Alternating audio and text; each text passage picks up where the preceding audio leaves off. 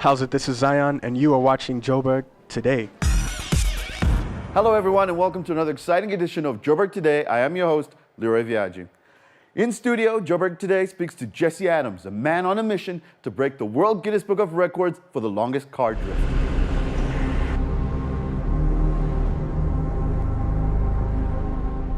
I wanted to set a South African land speed record a few years ago, and I went through a lot of planning with that, and it just never happened. It never materialized. It was too expensive, and I always had my eye on some sort of record, and the Guinness record actually turned out to be a little bit easier to pull off. It was a huge project, but we still managed to do it.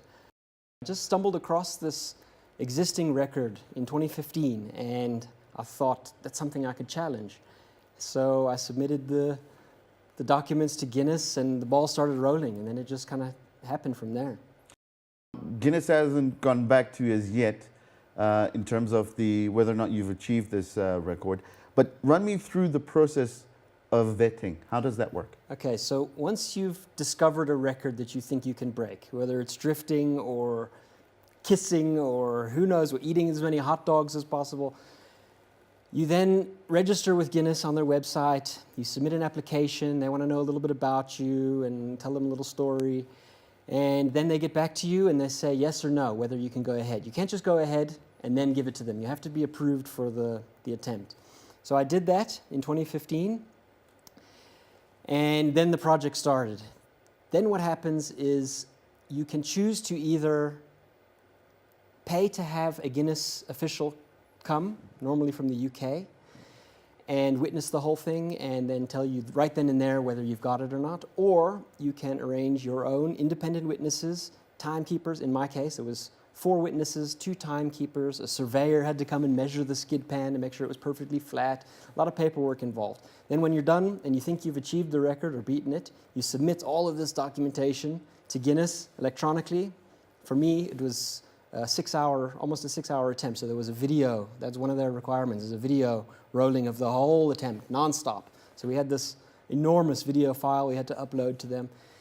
Then they review it, and they get back to you and tell you whether they think you've done it or not. They can come back and say they need a little bit more info or whatever. We're waiting to find out.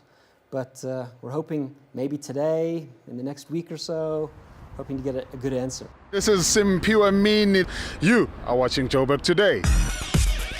We'd love to hear from you, so be a part of the conversation by liking our Facebook page. That's joburgtoday.tv, and follow the real trend in Joburg on our Twitter account at Joburg Today. Still with cars, from drifting to German engineering, oh boy, do we have something great for you, as we take a look at the largest Porsche center by footprint in the world.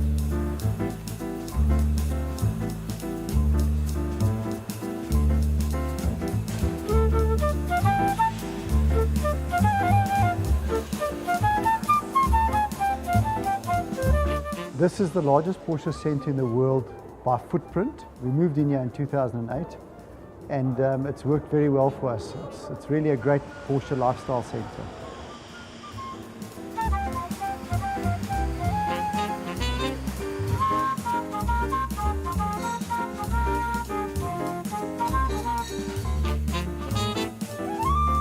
Johannesburg is the center of business in South Africa, Gauteng as well. But we also have Porsche centers in Cape Town and in Umhlanga, and we're currently building the 4th one now in Pretoria. We wanted to make sure that all the cars were under one roof, our new cars and our pre-owned cars. We wanted to make sure all our parts, body shop, marketing activities, training were under one roof. So that dictated, we didn't specifically want it to be the biggest. What happened was it just turned out that way. We do about 1,000 Porsches a year here.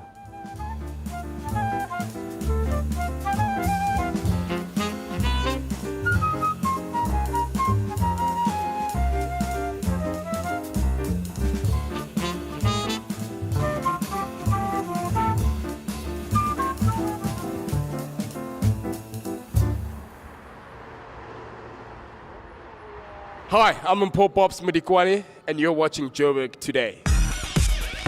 Well, that's it for today's show, but if you want to know more about what's happening in and around Johannesburg, you gotta check out our playlist. From me and the guys behind the scenes, till next time.